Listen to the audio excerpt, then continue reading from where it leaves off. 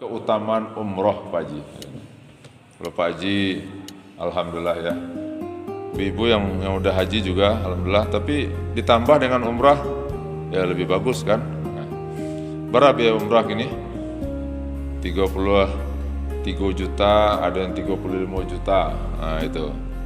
Ya selama 13 hari pulang balik. Nah itu. Pasang niat minta rezeki kepada Allah Subhanahu wa Ta'ala. Dari hadis-hadis, nah, jadi kita malam ini coba bahas hadis-hadis itu. Pertama, hadis dari Ibunda Aisyah berkata, "Qultu ya Rasulullah." Ya, "Qultu ya Rasulullah, alan nisa'i jihadun." Qala, "Na'am, alaihinna jihadun, la qitala fihil hajju wal umratu."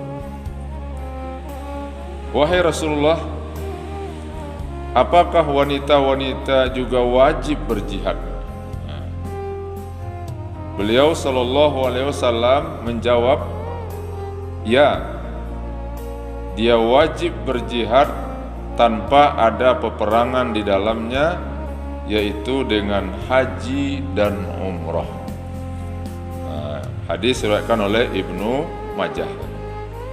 Jadi di sini Bapak Ibu ya, dari Aisyah istri beliau, di mana Aisyah bertanya kepada Nabi. Kata Aisyah, "Wahai Rasulullah, apakah wanita wajib berjihad?" Nah, jihad itu apa, Ibu? Berjuang, ya, bersungguh-sungguh. Nah, itu. Ada jihad itu berperang, ada jihad itu tidak berperang. Nah, ditanya oleh Aisyah, wanita itu, perempuan itu wajib berjihad enggak? Apa jawab Nabi? Beliau sallallahu alaihi wasallam menjawab, ya. Nah, itu. Jadi yang pergi berjihad itu bukan laki-laki saja, perempuan pun ya wajib berjihad. Kan di zaman Nabi itu Bapak Ibu ya, di perang Badar pertama, perang Uhud dan perang-perang lain itu, Nabi ada membawa istri-istri Nabi tadi. Bahkan istri itu berebut ikut berperang. Nah, apa tujuannya? Apa kerjanya berperang tadi? Menjadi tenaga kesehatan. Nah, itu menjadi orang-orang yang mempersiapkan logistik, makanan itu. Nggak bawa pedang loh dah itu. Nah, jadi jihad. Kata Nabi, iya. Bagaimana cara Nabi dulu membawa istrinya itu bawa perang? Karena istri Nabi itu ada 9, ya, itu mereka berebut ikut perang. Nah, oleh Nabi diundi. Diundi ya, ada 9 orang nama istri Nabi itu di nama masing-masing itu. Nah, yang akan dibawa mungkin bertiga. Nah, dibuat ya bertiga kan, lalu dibuat ke-9-nya, kemudian dicabut 3 orang itu. Mana yang tercabut namanya, itulah dia ikut mendampingi Nabi berperang itu. Nah, gitu Bu. Maka Aisyah itu paling sering dibawa oleh Nabi berperang itu. Paling sering dibawa oleh Nabi berperang itu. Jadi hadis-hadis tentang perempuan, hadis-hadis tentang wanita itu banyak dari Aisyah. Siapa Aisyah ini? Putri dari Abu Bakar Siddiq. Nah, jadi kata Nabi tadi, iya, wajib berjihad tanpa ada peperangan di dalamnya. Apa itu? Yaitu dengan haji dan umrah.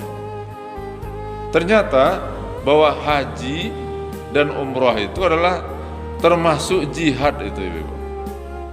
Umrah itu adalah termasuk jihad itu, Pak. Ya, jihad itu apa? Artinya perjuangan.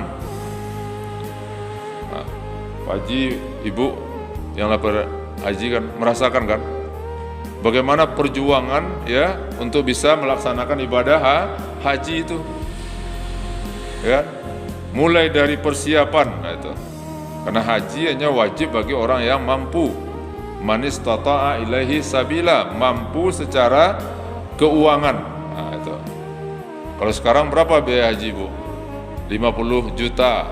Itu biaya haji itu. Belum lagi nanti biaya kita di sana, tambah biaya orang yang tinggal kan itu. Memang naik biaya haji. Ya. Kemudian apa lagi? Kemampuan fisik. Ya.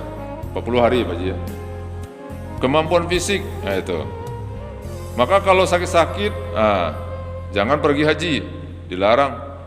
Oh, biarlah saya mati aja di sana, itu nggak boleh itu. Mati itu dimanapun ya, itu adalah kepastian itu. Apakah orang mati di Mekah itu, di Madinah itu lebih mulia? Memang ada hadis itu. Ya, tapi nggak harus ke sana mati itu. Nah, jadi fisik, kemampuan fisik. Ya, yang haji itu apa? Haji itu adalah menuju ke suatu tempat tertentu, ya, pada waktu tertentu dengan amalan-amalan tertentu. Itu yang haji. Yang haji itu menuju tempat tertentu. Apa itu? Yaitu Mekah dan sekitarnya. Jadi haji tidak boleh tempat lain selain Mekah dan sekitarnya. Nah, pada waktu tertentu, itulah 3 bulan, ya kan? Zulqa'dah, Zulhijjah. Nah, kemudian ada amalan-amalan yang tertentu tidak boleh diganti-ganti. Maka mulai dari ihramnya, itu kan, tawafnya, sa'inya, kemudian ukufnya, mabitnya, melempar jumrahnya, dan lain-lainnya itu. Tidak boleh ditambah, tidak boleh dikurangi. Itu haji. Nah, haji itu adalah jihad itu. Ya, perjuangan yang cukup besar itu. Jadi orang-orang yang pergi haji itu memang luar biasa itu. Ya, semangatnya.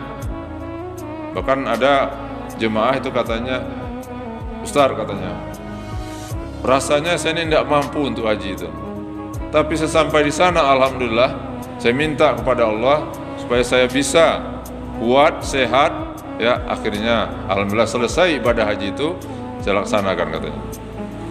Nah, jadi memang ibadah haji itu ibadah fisik dan ibadah uang. Nah, apalagi yang jihad itu, inilah umrah. Nah, itu umrah. Apa itu umrah itu, Bu? Umrah itu beda dengan haji adalah kalau haji itu tahunnya khusus, harinya khusus, waktunya khusus. Ya, di bulan Zulhijjah puncaknya. Ya, kemudian kegiatan-kegiatan haji itu seperti yang kita sampaikan tadi. Mulai dari ihramnya, ya, tawafnya, sa'inya, wukuf di Arafahnya, melempar jumrahnya, ya, bermalam di Minanya, mencukur rambut. Tetapi kalau ya umroh kapan saja ya Pak Ji, kapan saja, nah itu boleh saatnya. Kecuali sekarang tidak ada lagi orang umrah. Nah, waktu sudah dibatasi untuk haji. Nah, kapan orang nanti mulai umrah? 22 Agustus nanti, mulai orang umrah lagi. Ya. Nah, jadi yang umrah apa? Umrah itu pertama ihram, berpakaian. Yang kedua tawaf. Yang ketiga sa'i. Nah, itu. Nah, itu yang umrah. Maka jemaah haji itu dia 2, ya. Ada umrah, ada haji Pak Haji ya. Nah, itu keuntungan bagi orang yang haji tadi. Kadang-kadang berapa kali bisa tuh Pak Haji umrah itu selama ibadah haji itu? Bisa berapa kali waktu itu Pak Haji? Selama ibadah haji kemarin itu berapa kali bisa umrah? Umrahnya? Ya, bisa berulang-ulang kali. Nah, jadi umrah. Jadi umrah itu hanya memakai ihram, pakaian ihram, kemudian tawaf, kemudian sa'i, kemudian tahallul, mencukur rambut, itu umrah. Ya. Jadi umrah adalah merupakan syiar dari Islam. Maka Allah katakan wa atimul hajja wal umrata lillah. Sempurnakan haji dan sempurnakan umrah karena Allah.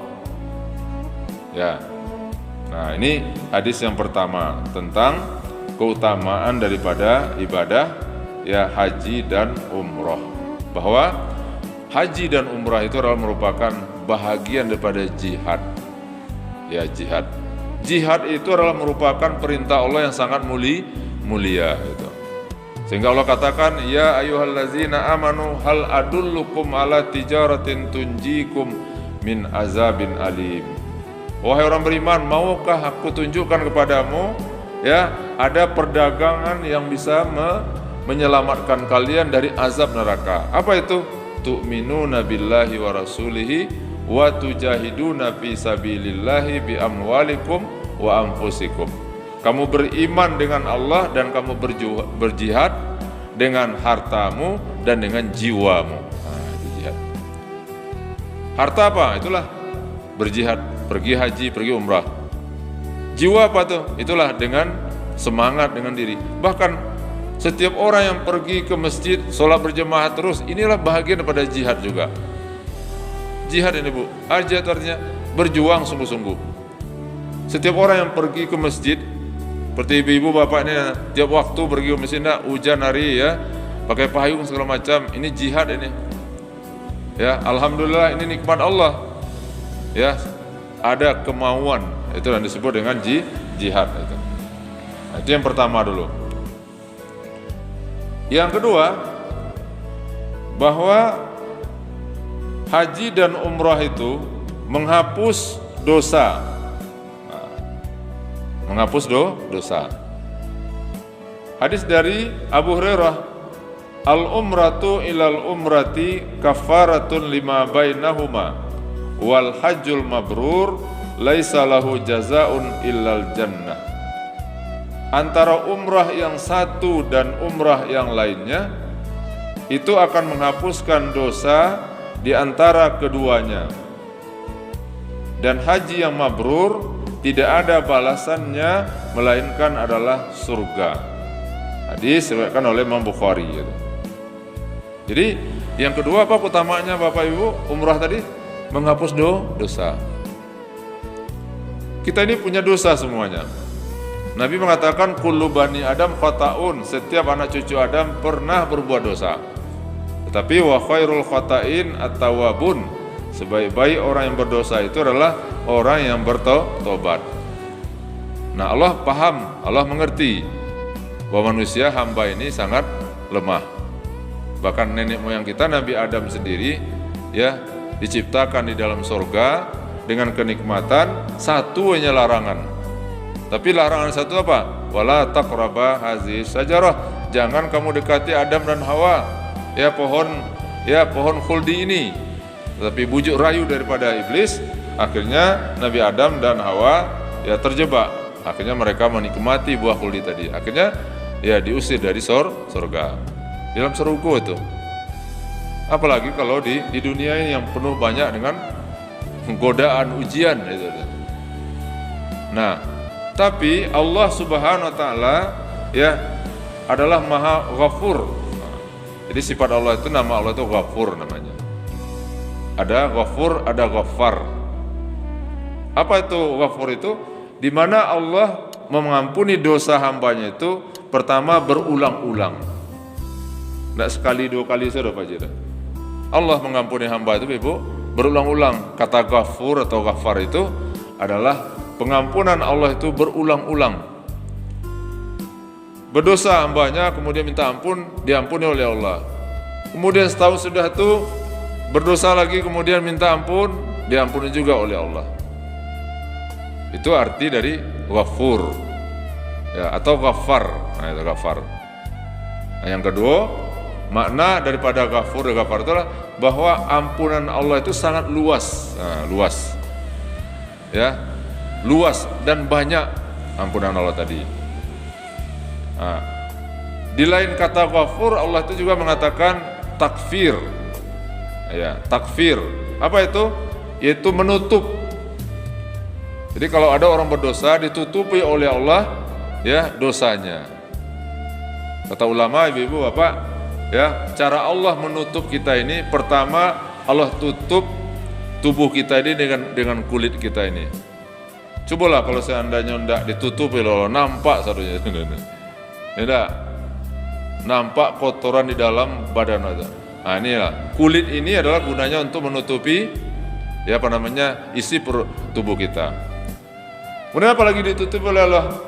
Yang ditutupi oleh Allah adalah yaitu dosa-dosa kita. Ditutupi oleh Allah dosa-dosa kita. Kapan itu? di dunia maupun di akhirat nanti. Jadi ditutup. Yang ditutup itu memang tidak nampak, seperti mamanya papan tulis, ya, kemudian ditulis, kemudian dihapus, nah, ditutup. Gitu. Ya, yang ketiga kata ulama, Allah menutup aib kita, aib awak. Setiap kita kok punya aib, ibu, kekurangan kan ada, kekurangan awak kok banyak. Tapi oleh Allah ditutupi. Cobalah kalau seandainya Allah tidak tutupi, dinampakkan oleh Allah, malu kita. Apalagi nanti di akhirat nanti. Jadi cara Allah mengampuni dosa manusia ini, yang pertama dengan mengampuni, ada dengan menutup. Nah, ditutup. Kalau tutup tidak nampak. Ya. Maka di dalam bahasa lain Allah itu disebut dengan Al-Afu namanya. Kalau afu apa?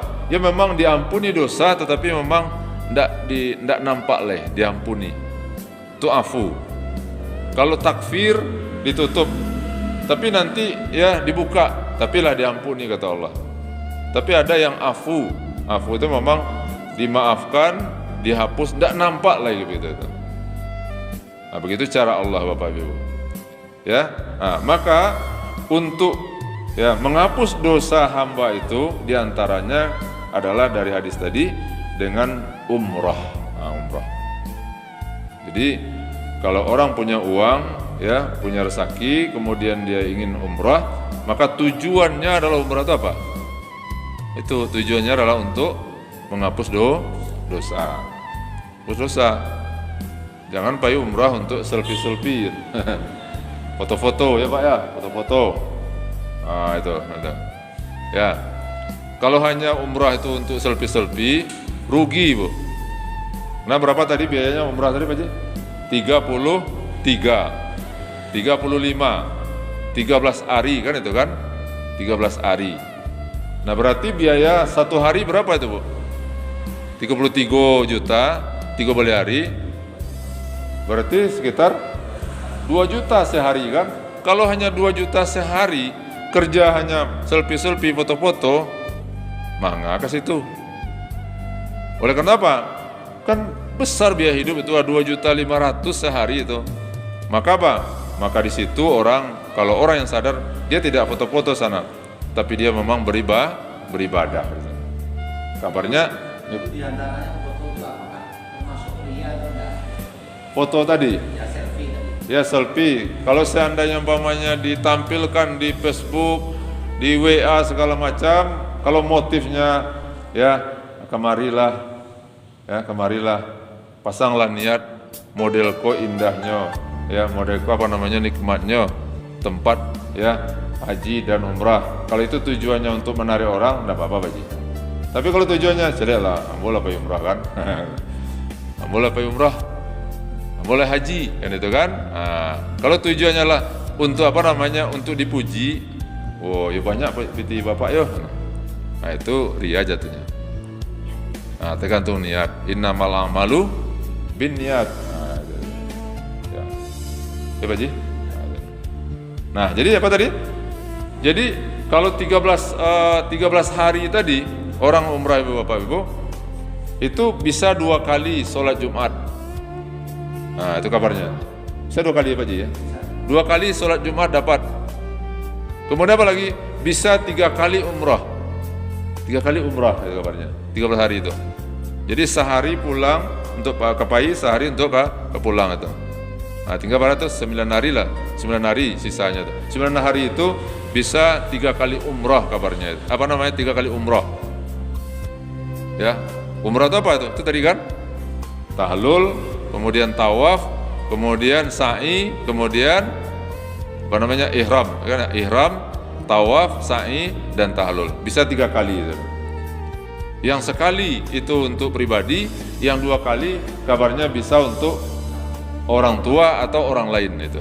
Namanya badal umrah namanya. Jadi 3 kali dapat umrah. Kita pergi selama 13 hari itu, nah bisa 3 kali umrah. 1 kali untuk diri kita, 2 kali kita niatkan untuk ibu atau bapak atau untuk orang lain itu. Jadi kalau seandainya pergi sananya untuk selfie mencari apa, nah itu rugi gitu. Karena biaya hidup 1 hari 2.500.000. Kalau sekarang kalau di perpanjang kita berapa biaya hidup kita Bu? Sehari? 50.000 cukup Bu ya. Nah, ini 2.500.000 ya, maka 2.500.000 itu hendaknya harus ya sebanding dengan amal ibadah. Apa amal ibadah? Disitulah kalau di Masjidil Haram orang nanti sholat 5 waktu, di Masjid Nabawi satu kali sholat di Masjidil Haram sama dengan 100.000 sholat ya di masjid yang lain. Kalau Masjid Nabawi sama dengan 1.000 kali, satu kali sama dengan 1.000 kali sholat di masjid lain itu. Itulah makanya orang berebut untuk melaksanakan umrah tadi. Nah, jadi yang kedua tadi apa? Menghapus dosa. Kata Nabi tadi, antara umrah yang satu dengan umrah yang lainnya itu akan menghapuskan dosa di antara keduanya. Dan haji mabrur tidak ada balasannya melainkan surga. Apa itu haji mabrur?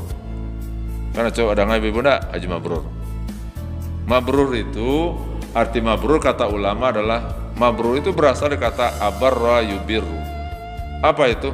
Haji yang memang nampak pengaruhnya setelah ya selesai ibadah haji di tanah air. Nah, itu.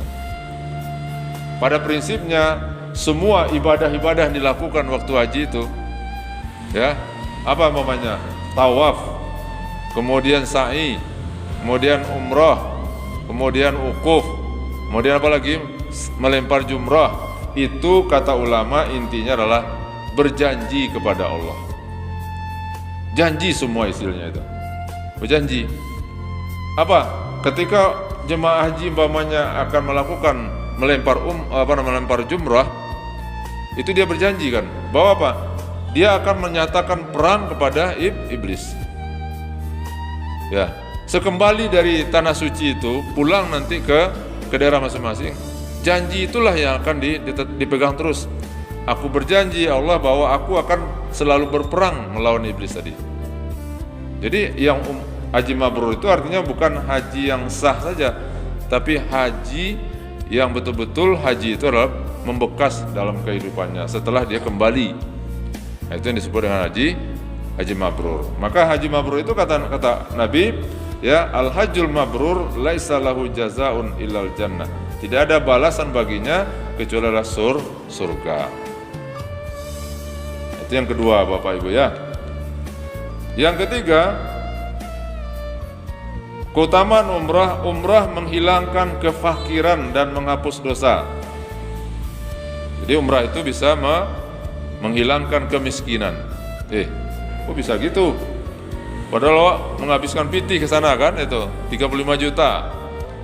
Hadis dari Nabi, kata Nabi, tabi'u bainal haji wal umrah fa innahuma yanfiyanil faqru waz zunub kama yanfil kabir khabusal hadid waz zahab wal fiddah walaysa lil hajjati al mabrur ya sawabun li ilal jannah.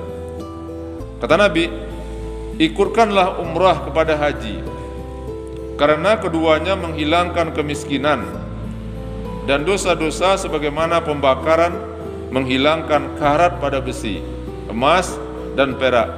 Sementara tidak ada pahala bagi yang haji mabrur kecuali adalah surga.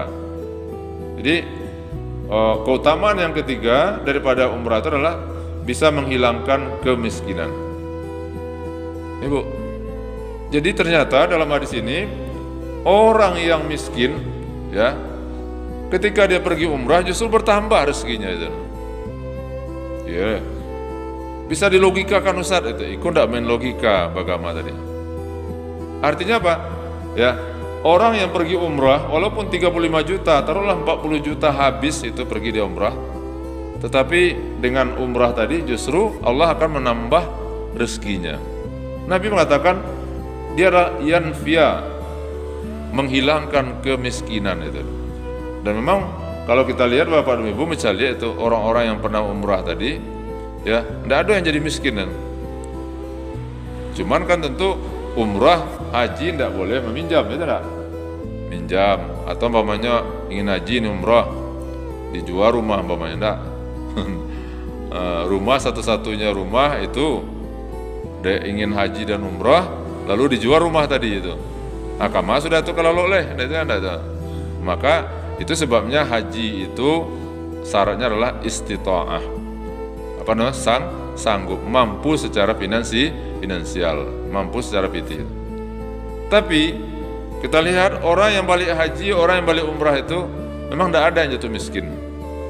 Justru kita lihat Bapak dan Ibu, kembali dari haji, kembali dari umrah, orang-orang tadi justru ekonominya meningkat terus gitu. Ya. Mungkin meningkat secara secara kuantitas memang tidak, tapi ada keberkahan. Nah, itu. Jadi miskin kaya itu bukan hanya kaya dari segi materi saja, tapi kaya jiwa.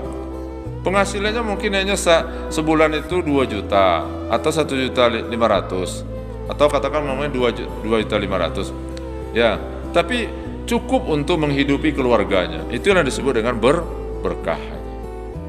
Nah, jadi Bapak dan Ibu, bahwa ibadah haji dan umrah itu dijamin oleh Nabi tidak membuat orang miskin, tetapi justru bisa mengantaskan kemiskinan itu.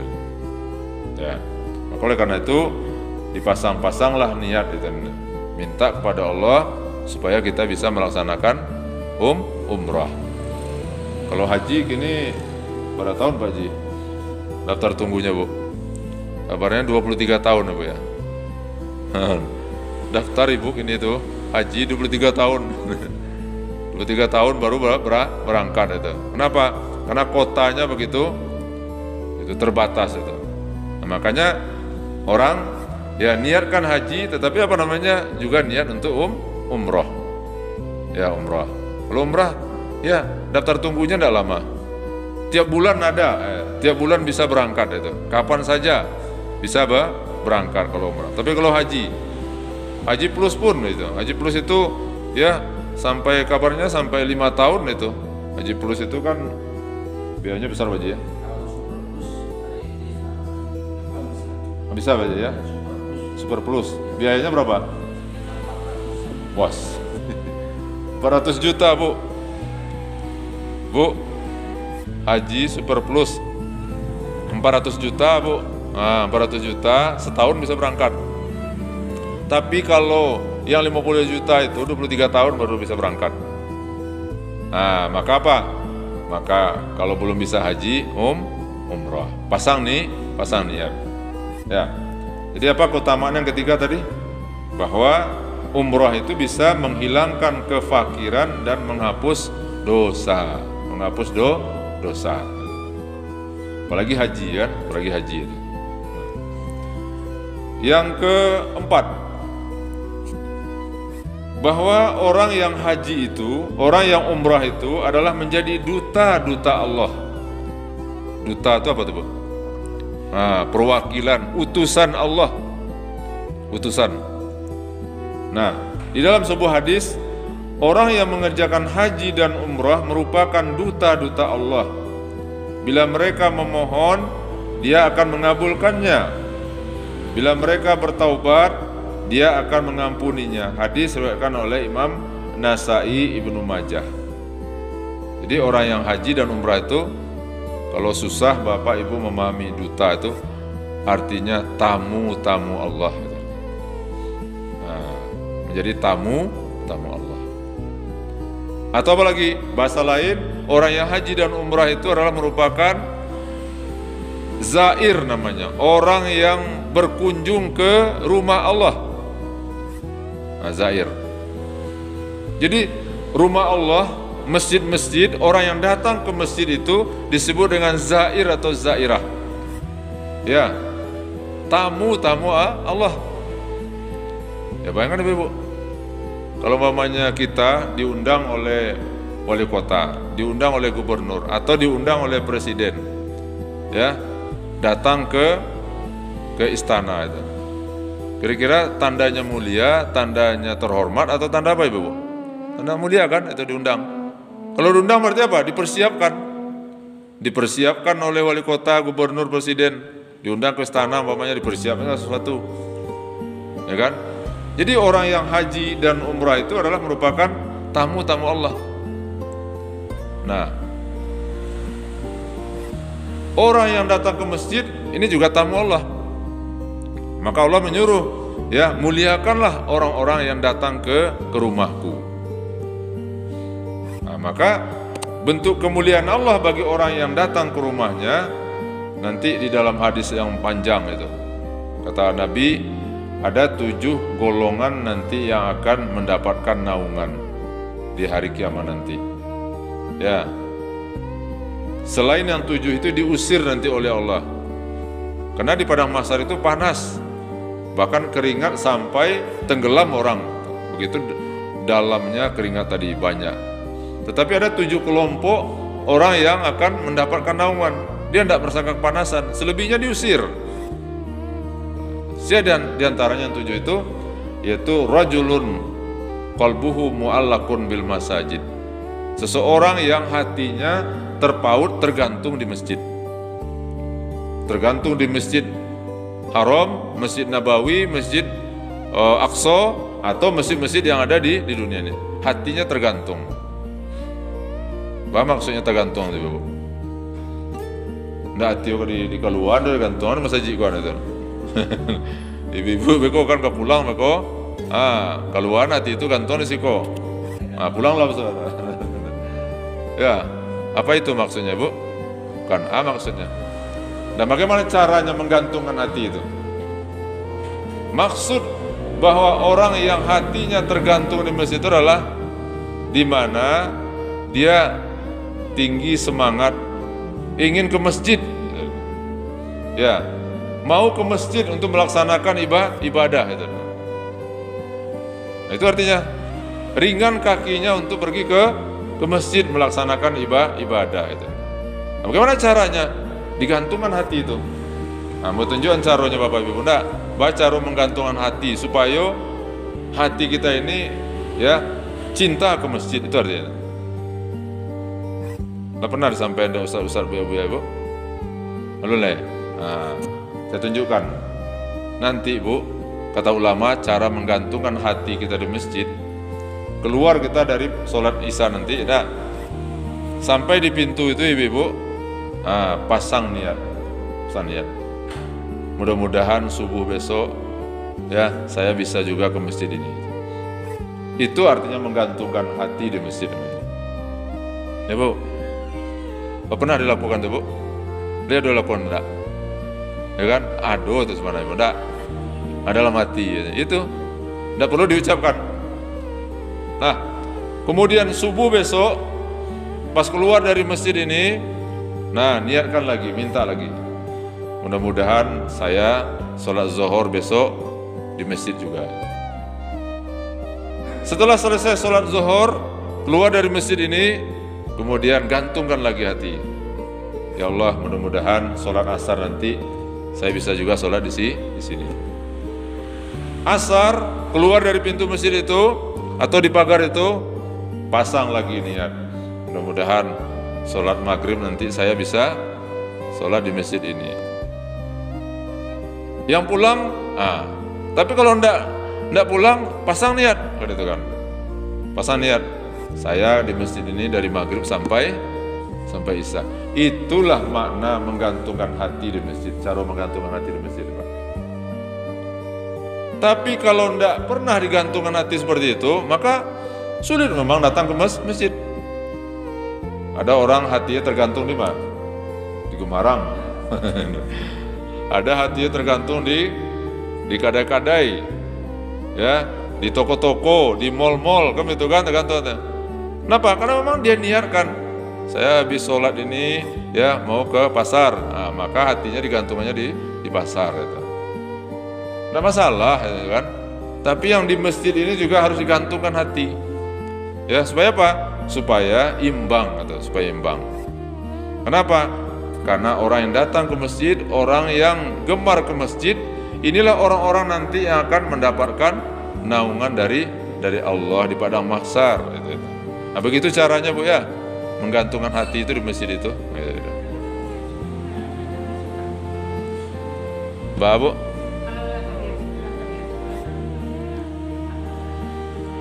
Iya. Walaupun itu biasa benar, tetap dipasang niat.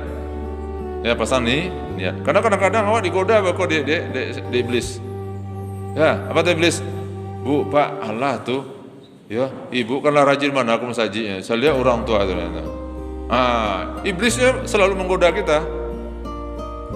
Setan itu selalu menggoda. Maka perlu juga dipasang niat, perlu gitu. Walaupun sudah terbiasa ibu ya, pasangnya niat.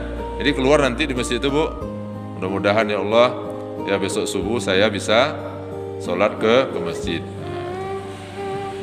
Itu cara menggantungkan hati di masjid gitu. Jadi kembali kita bahwa orang yang pergi haji dan umrah itu adalah merupakan tamu-tamu Allah, duta. Duta itu kan orang terhormat, enggak? Indonesia umpamanya ada duta besarnya. Setiap negara itu ada duta, disediakan tempat, dihormati oleh negara tadi. Di negara kita juga ada duta. Seluruh negara itu ada duta-dutanya, ada kantornya, ya. Kemudian mereka itu disediakan fasilitas. Begitu juga lah orang yang datang ke Masjidil Haram, ke Masjid Nabawi, ke Masjid Aqsa atau ke masjid-masjid ini merupakan adalah duta-duta Allah. Artinya tamu kehormatan dari Allah Subhanahu wa taala. Itu yang keempat. Yang kelima, bahwa umrah itu salah satu ibadah yang utama. Rasulullah SAW pernah ditanya, mana amalan yang paling utama ya Rasulullah? Ya, beliau menjawab, iman kepada Allah dan Rasulnya. Kemudian ditanya lagi, ya, kata Rasulullah, jihad di jalan Allah. Kemudian ditanya lagi, beliau menjawab, haji mabrur.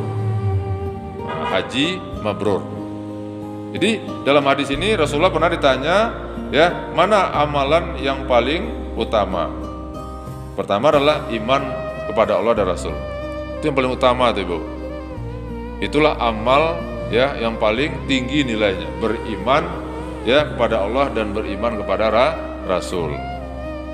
Ya.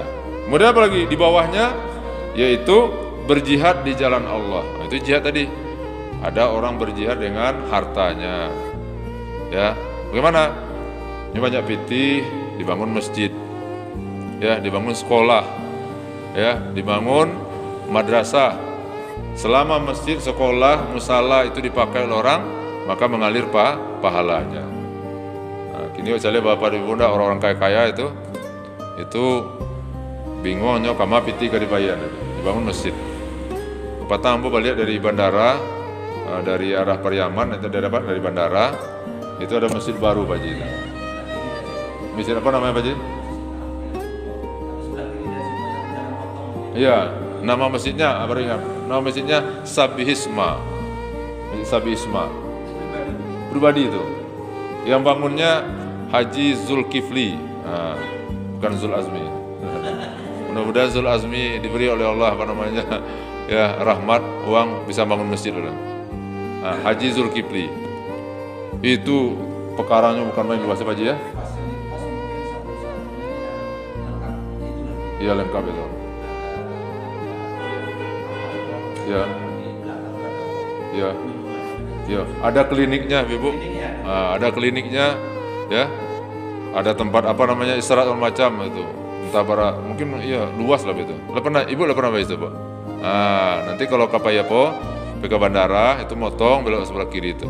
Warnanya putih masjid tadi itu. Wah, luar biasa. Apalagi dalamnya. Ya.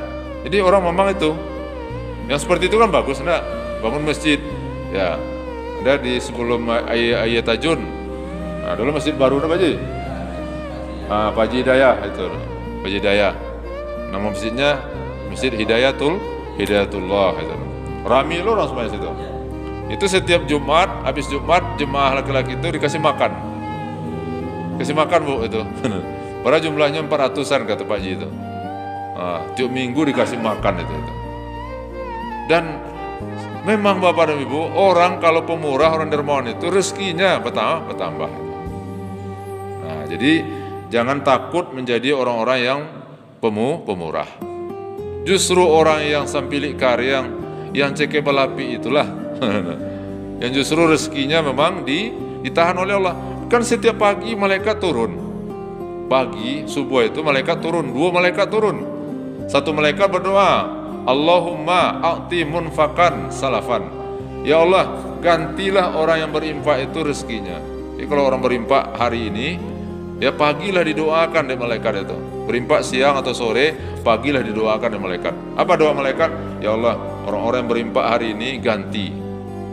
Tetapi bagi orang yang punya uang tapi tidak berinfak, apa kata malaikat? Allahumma a'ti ya mumsikan talafan. Ya Allah, berilah ya kehancuran bagi orang yang punya harta tapi ditahannya itu. Makanya Bapak dan Ibu, setiap hari itu jangan sampai kita tidak pernah ya berinfak. Ya, walaupun jumlahnya kecil, penting berinfak.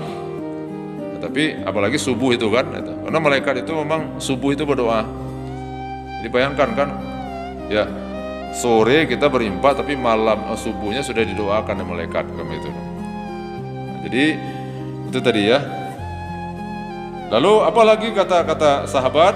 Ya, pertama pada amal yang paling utama beriman kepada Allah dan Rasul. Yang kedua berjihad di jalan Allah, jihad dengan harta dan jihad dengan jiwa. Kemudian apa lagi? Ditanya, yaitu haji mabrur. Nah, haji mabrur. Ya, jemaah haji barang panjang berangkat tanggal 7 Pak Haji? 8 tanggal apa aja? Nah, tanggal 8 itu. Ya. Berikutnya yang ke-6 ya. Bahwa dana haji sama dengan infak di jalan Allah. Dana haji dan umrah itu sama dengan infak dan umrah di jalan Allah. Jadi artinya uang yang kita keluarkan 50 juta untuk haji dan 35 juta untuk umrah itu sama dengan itu infak di jalan Allah. Jadi tidak usah khawatir, ya kan? Nah, dalam hadis Nabi mengatakan bahwa dana untuk haji dan umrah sama dengan biaya untuk perang di jalan Allah fisabilillah. Ya Bu, dulu di zaman sahabat, zaman Nabi, ya dikumpulkan oleh Nabi para sahabat. Kita mau perang. Lalu ketika itu Abu Bakar mengeluarkan seluruh hartanya. Utsman separuh hartanya. Ya, Umar 1/3 hartanya. Untuk apa? Untuk perang. Tapi suasana tidak perang, maka apa? Itulah haji. Jadi orang yang pergi haji, Bu, Abi piti 60 juta atau 70 juta umpamanya itu, nah. Itulah samoinyo, itu menginfakkan hartanya untuk berperang itu. Padahal apa? Padahal itu kan untuk dia pergi haji. Dia dapat pahala kan, itu kan, kalau hajinya mabrur maka masuk surga. Tapi ibadah uang yang dikeluarkan untuk haji dan umrah itu dianggap sama dengan berinfak. Luar biasa Bu nak? Nah, itu maka dipasang niat Ibu ya, pasang niat. Nah kemungkinan dosa, tidak ada yang tidak mungkin di Allah dosa. Ya, tidak ada yang tidak mungkin. Tukang bubur nih haji, apalagi itu. Ada yang tahun lalu itu orang yang kerjanya ya tukang jaga toilet, bisa juga nih haji. Ya, tidak ada yang mustahil bagi Allah SWT. Gitu, nah. Tapi dari segi waktu masalahnya gini kok. Segi waktu kan, segi waktu. Nah, maka cari yang cepat. Nah, itulah umrah. Kemudian kata Nabi, satu dirham menjadi 700 lipat ganda. Satu dirham itu menjadi 700 lipat ganda. Hadis diriwayatkan oleh Imam Ahmad. Satu dirham itu kalau dihitung uang Indonesia berapa tuh Pak Haji? Atau ya ada. Ini ada dirham, ada di dinar. Kabarnya satu dirham itu sama dengan 1 juta. Kalau dinar itu setara dengan emas itu. Jadi perak, nah, 1 dirham tadi. Jadi 1 dirham yang dikeluarkan itu dihitung dengan menjadi 700 ya kali lipat. Kemudian yang ketujuh, pahala sholat di Masjidil Haram adalah 100.000 kali dari sholat di masjid lainnya. Nah itu Ibu ya. Di Masjid Nabawi berapa? 1 kali sholat di sana sama dengan 1000 kali. Kalau di Masjid Aqsa, 1 kali sholat di sana sama dengan 500 kali sholat di masjid biasa ini. Nah, kemudian itulah keuntungan bagi orang-orang yang bisa melaksanakan haji dan umrah. Kemudian yang terakhir, yang ke-8 keutamanya, bahwa antara rumahku dan mimbarku ada salah satu taman surga, namanya Raudhah. Nah, antara mimbarku dan antara rumahku dan mimbarku ada di sana Raudhah.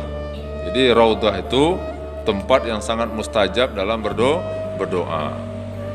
Nah, itulah keuntungan bagi orang-orang yang melaksanakan haji dan umrah. Nah, Bapak dan Ibu, itulah 8 keutamaan orang yang haji dan umrah. Pertanyaan biar Ayo Pak Haji.